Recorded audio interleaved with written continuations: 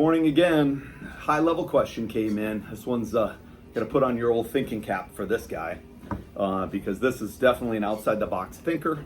This is somebody that really wants to play the game, and it's the game of the old 1031 exchanging rental properties into basically into a principal residence to avoid the purpose of taxation. And let's first start with some definitions, right? So you kind of understand what a 1031 exchange is.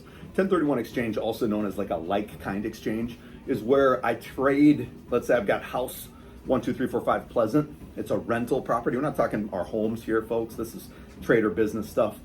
I take my rental property and I go, you know what? I got a lot of equity in this thing. It's worth a lot more than when I bought it. I'm gonna jump into a 5-unit apartment building and I'm gonna trade up for it.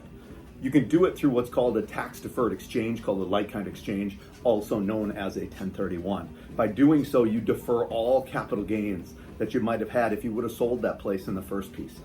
So that's the gist of the definition of what we're doing. Well, this is the strategy a lot of people will try to implement, and they'll bring it to me. And the first thing I'll always tell people is, you are not smarter than the masses. I'm sorry, folks. A lot of these things have been already thought about at the governmental level. The loopholes that might exist for a year, they might exist for 2 years, but I tell you what, there will be governance, there will be guidance, there will be revenue rulings, there'll be stuff that happens that is going to close these things. This is one of those items. Historically, people would go, okay, well, we know 2 things. We know we can do a business to business like kind exchange, like I just described, but we can also we also know that in the current environment, if it's my principal residence, if it's my home, I'm eligible to sell my home and exclude the gain as a single person of up to $250,000, $500,000 of gain, not sale price, but gain, $500,000 if I'm married, okay? As long as what? I've lived in it for 2 out of the last 5 years, and I've owned it for 2 out of the last 5 years. Now again, I lived in it. So the smart people go, well, what if I have this beautiful rental property and I don't want to pay the tax on it? And I will do a 1031 exchange into another, into another, into another, into another, and then, boy, there's this beautiful mansion on the beach down in Florida, and I've got so much equity built up. I'm gonna 1031 this thing into this mansion, and I'm gonna rent it. And then after a period of time, I'm gonna move into it and I'm gonna turn it to be my principal residence, call it my retirement home.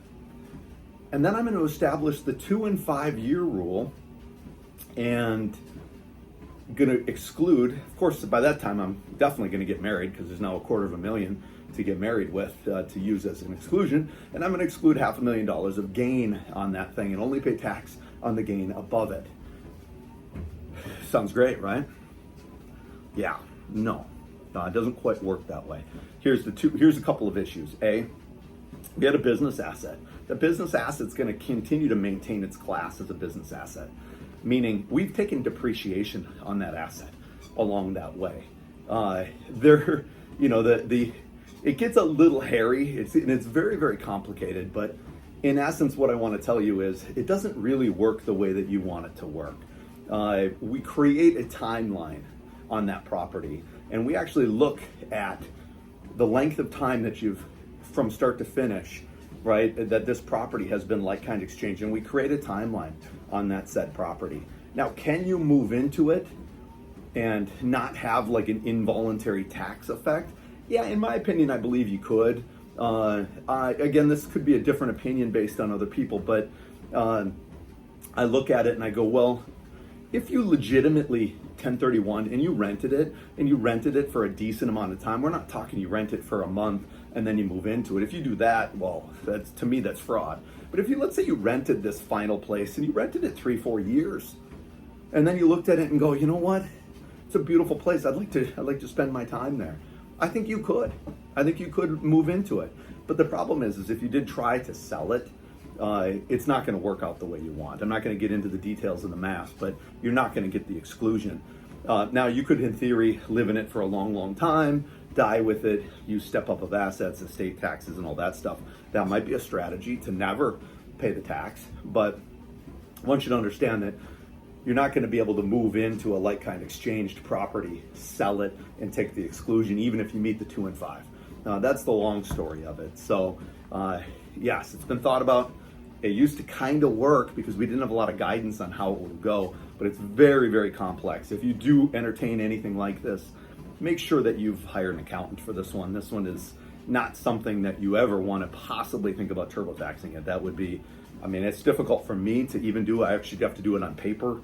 I'm writing stuff down. It's very complex. My junior accountants, they might struggle a little bit on it, and I'd have to help them out with some of the numbers and kind of analyzing it, depreciation recapture, some of these things that might come into play. So just know that's not going to work for you. Maybe a good strategy from an estate standpoint to avoid some taxes, if depending on your overall state, but that's a whole nother topic for a whole nother day. All right, have a good one.